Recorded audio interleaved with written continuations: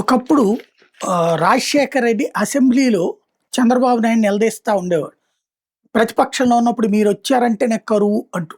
అధికారంలోకి రాజశేఖర్ రెడ్డి వచ్చాక మీరెళ్లారు వానదేవుడు కాంగ్రెస్ వెంటే ఉన్నాడు. అందుకని ఇప్పుడు వర్షాలు పడుతున్నాయని.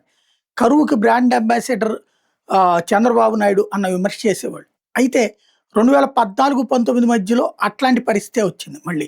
అయితే ఈ ట్రిప్ మాత్రం 24లో ఎన్నికైన తర్వాత మాత్రం వర్షాలొచ్చినాయి. 2 ఏళ్ళు కూడా పెద్ద ప్రాబ్లమ్ రాలేదు. దాంతో చంద్రబాబు మీద ఉన్న ముద్ర చెరిగిపోయిందని నేను గత ఏడాది వీడియో కూడా చేశా. ఆయన మీద ఈ ముద్ర ఉండేది. అది పోయింది. ఈ దఫా వర్షాలతో పాటు వరదలు కూడా వస్తున్నాయి అన్నటువంటి.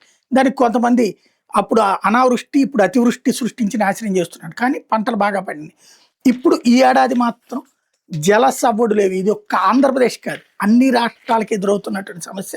జొలై వస్తున్న జాడలేని కృష్ణమ్మ, పరుగులెత్తని గోదారమ్మ, చుక్క నీరు చేరని జలాశయాలు, ఆల్మట్టిలోకే ప్రవాహాలు రాలేదు. గోదావరికి నెల రోజుల్లో వచ్చింది 23 టీఎంసీలే. వంశధారలోని అంతంత మాత్రమే సాగునీటి విడుదల ప్రణాళికలు సాధ్యమయ్యేనా? సాధ్యం కాదు. ఈ స్టేట్మెంట్లకే పరిమితం అవుతుంది. రెండో పాయింట్, ఒక ఆస్పెక్ట్లో మంచిది బాబు గారికి కూడా. అమరావతి వర్షాలు, ఈ వరదలు వానలు లేకపోతే చకచకా పూర్తి చేసుకోవచ్చు. పోలవరం కూడా చకచకా పూర్తి చేసుకోవచ్చు. ఆ విధమైన అవకాశం దక్కుతుంది.